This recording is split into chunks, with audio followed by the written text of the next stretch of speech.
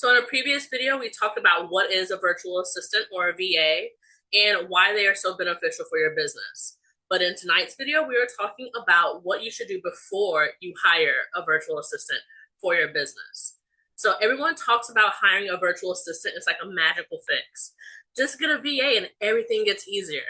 And yes, that is true if you do it the right way. But here's the part that no one tells you. Hiring a VA without any preparation is one of the fastest ways to waste money, lose momentum, and feel even more overwhelmed than before. Most failed VA relationships don't fail because the VA was terrible.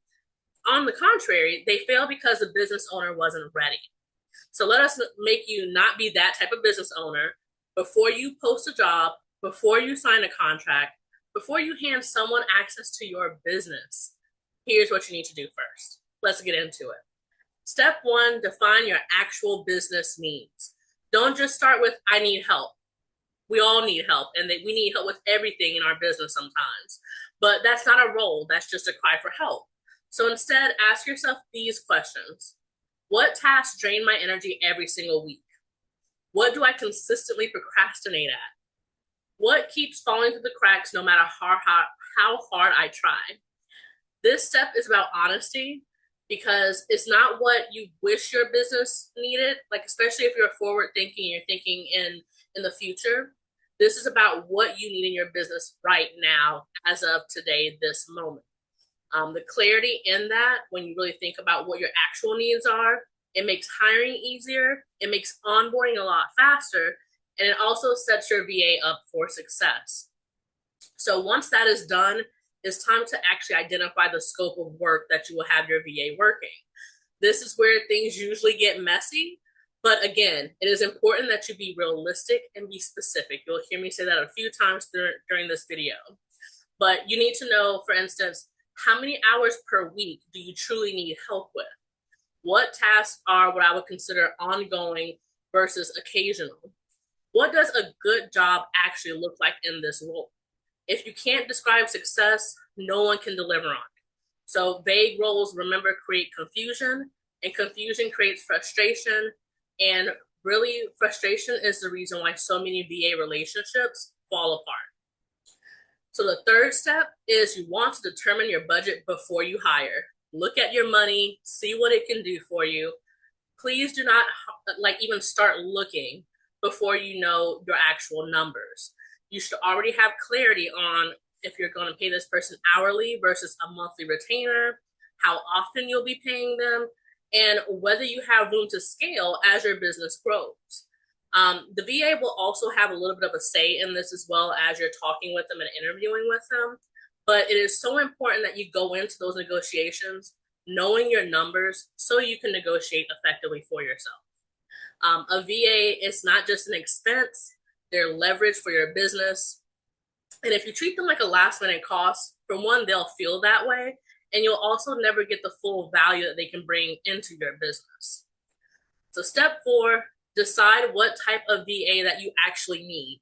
So this is a common mistake, assuming that all VAs do all things and all the same things in particular. You need to ask yourself, do you need more of a generalist? And that again goes back to step one and step two, looking at what you actually will have them doing, because a generalist might be the best person for the job. Or if you realize that many of the tasks skew either to, say, marketing or to back end tasks, you will want to make sure you're focusing on looking for a VA that specializes in that area. Lastly, or one of the last steps, is to then create a clear job description. This is what you do before you, again, go out and hire anyone.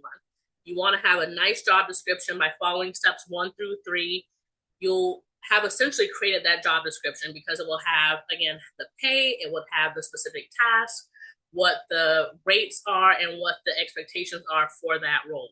So making sure that you create a clear job description with core responsibilities, required skills, tools that they'll be using, and expectations around communication and availability.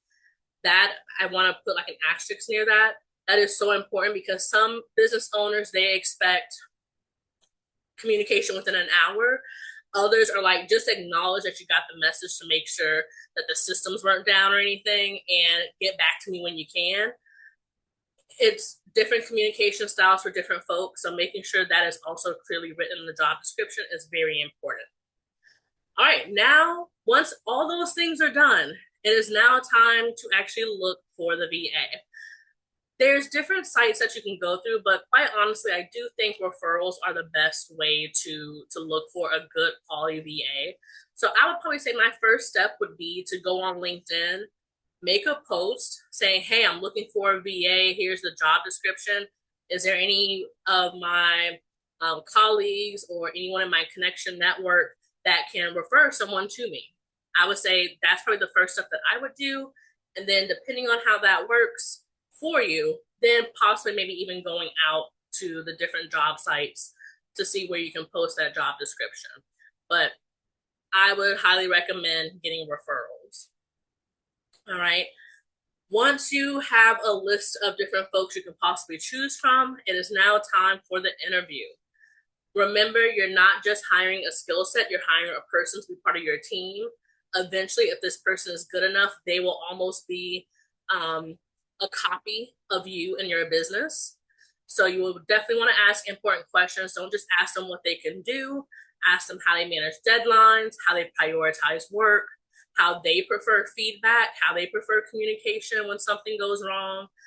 You want to also just pay attention to how it feels to talk to them, because again, this is like your right-hand person. So you want to make sure you get along with them, they're personable, and it just feels right. Chemistry, clarity, reliability matters just as much as experience. And I would say the last thing to note in your hiring of a VA process would be to set communication systems before day one. So say, for instance, you picked your VA, you're ready to go before you hire that person on, or before the first day that person starts, rather.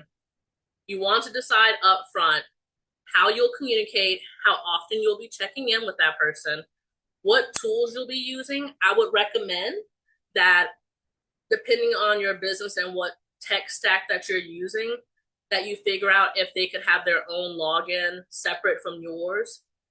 Depending on the membership or the subscription of the different apps you may have in your business, that may cost an extra seat or extra money to have an extra seat or a license with that particular app. But I do think it's worth it just to have clear delineation of accounts, so that way you still maintain a super admin role and then that person has admin or something like that. That's probably a different topic for another day, not to get too in the weeds with that.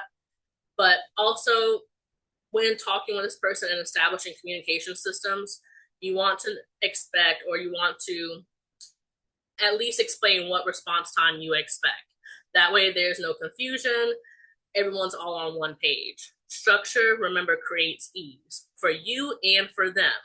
When expectations are clear, trust grows faster, and work flows a lot better and less headaches for everyone around. And that's it. That's all I have for you.